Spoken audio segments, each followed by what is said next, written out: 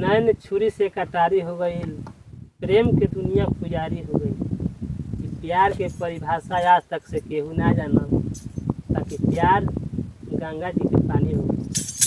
मेहरारू के पियवा जाता ले बाहर है, मेहरारू कहते कैसे का कहतिया तो एगो चुम्मा ले जगाल में संगे दिलो ले जा रुमाल में। अरे जतल राजावा चढ़ी के जहाजवा हसिहन मोहन के जाल में। जतल राजावा चढ़ी के जहाजवा हसिहन मोहन के जाल में।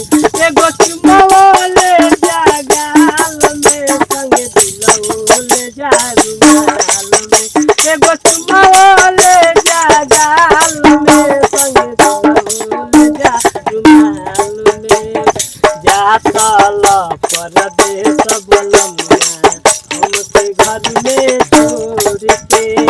जातल परदेश बलमुआ हमके घर में छोड़ के। तनी जाए से पहले खाला लाली से रोटी भोर के। तनी जाए से पहले खाला लाली से रोटी भोर के। एगो चुम्मा ले जगाल में संगे दिलो ले जा रुमाल में। एगो चुम्मा ले जगाल में संगे दिलो ले जा रुमाल में।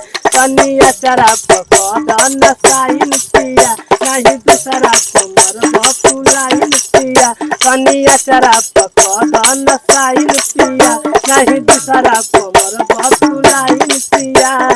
सतो बचनवा न भूलिया सजनवा लजिया बचैया हर हाल